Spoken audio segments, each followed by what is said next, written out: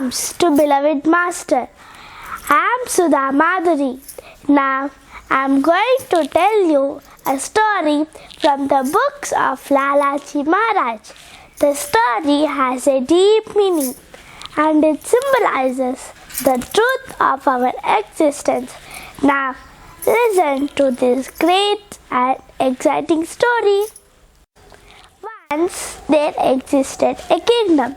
It had all the amenities for education, entertainment, transport, healthcare, etc., similar to what we have in our cities. The kingdom had a custom, and according to that custom, the appointed king will rule for 1 year. The king enjoys absolute rights and can use the wealth in treasuries according to his will.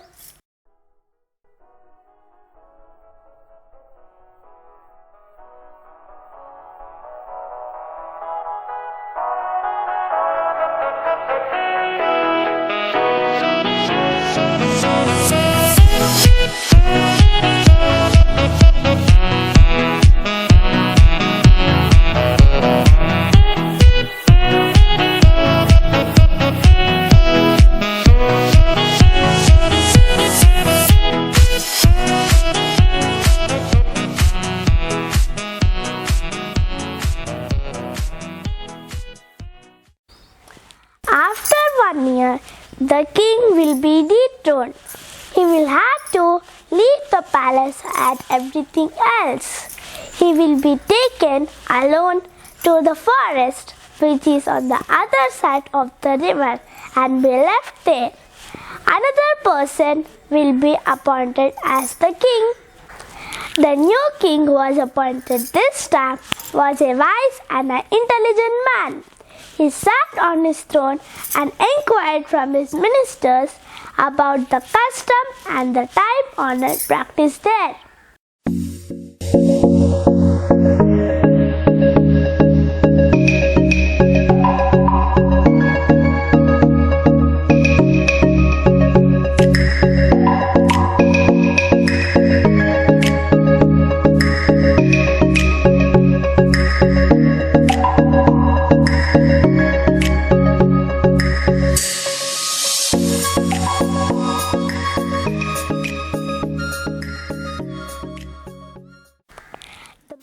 Thought that 1 year is a long time and anything could happen in this period.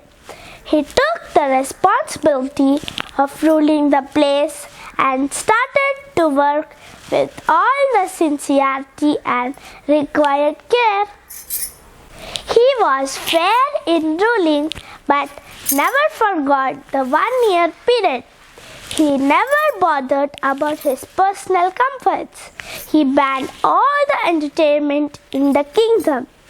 He gave orders that the forest beyond the river should be converted into a beautiful colony with all the facilities like in the city.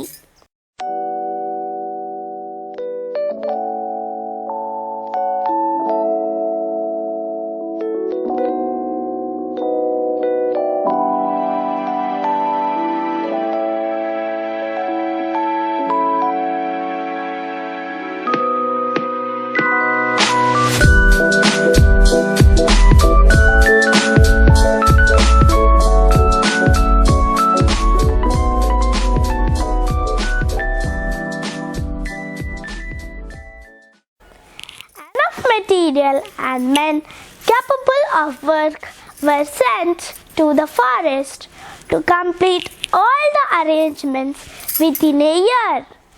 The forest then was converted into a beautiful place with rich amenities. Finally, 1 year has passed. The king was dethroned and the boatman was called to row him to the other side of the river. The man was found laughing and had no worry.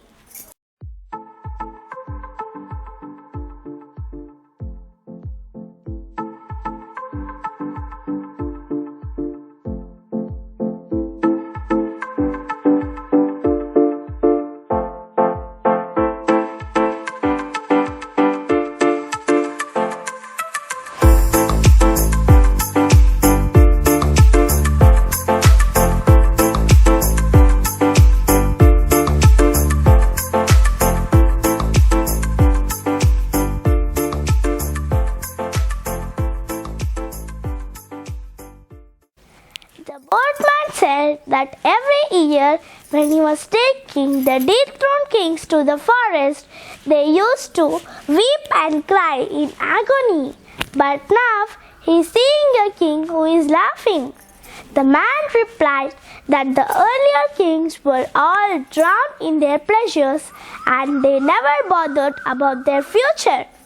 The king was blissful. He explained that he was different from the earlier kings.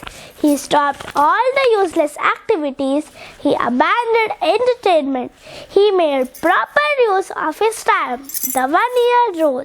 The king was now laughing because he had a bright and secure future ahead. Thank you.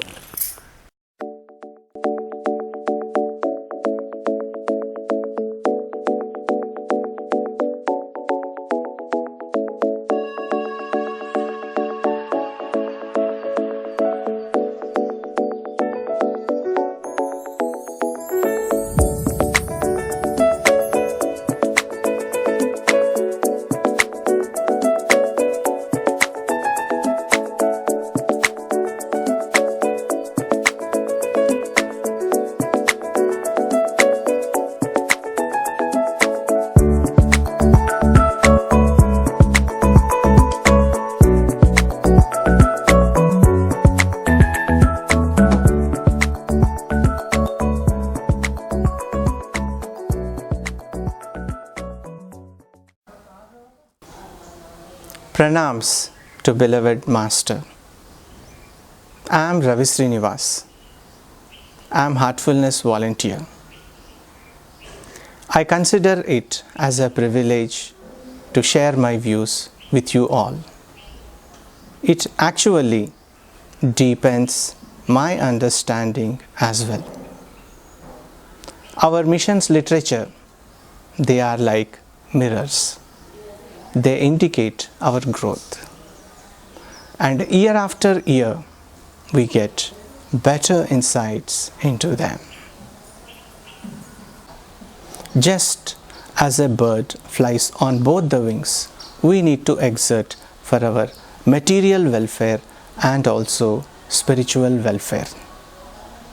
Many among us fail to take up the ideologies, and we don't care to adapt these rules in our life.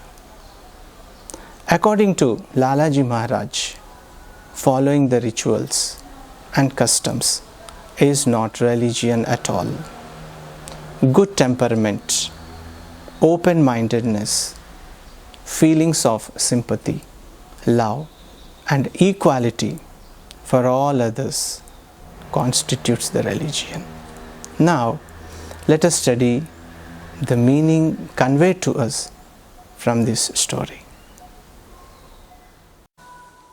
Soul is eternal, but physical body has certain lifetime. The physical body is taken for the purpose of spiritual evolution. But when we are born here, Maya takes hold on us and we fail to set right our priorities. Lalaji Maharaj was very particular regarding conduct. He even prohibited satsang and association with immoral persons. Just as we sow the seeds to get the crop, we sow an act and reap a habit. We sow a habit and reap the character. We sow the character and reap our destiny. So our destiny finally depends on what we are doing.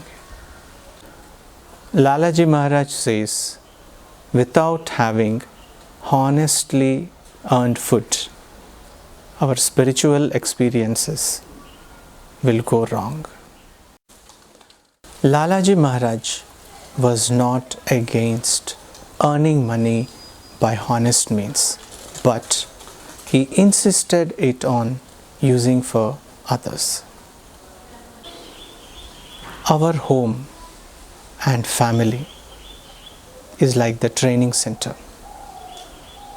it develops in us the attitudes of endurance and submission. When we deal with it correctly, it is like the greatest form of penance and sacrifice. Use of intoxicants and being given to adultery were strictly prohibited by Lalaji Maharaj. We develop attachment with temporary and changing things.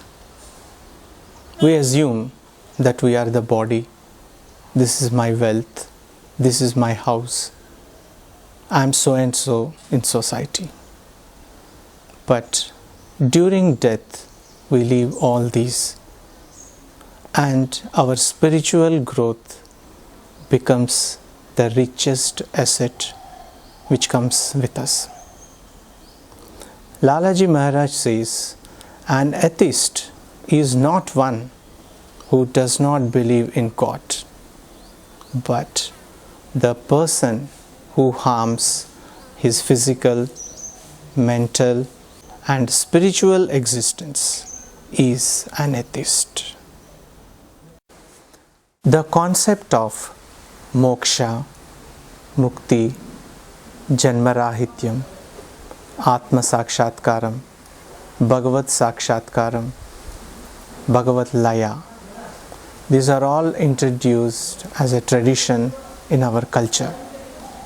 We call them as salvation, liberation, self-realization, God realization, oneness with the God, union with the God, and so on.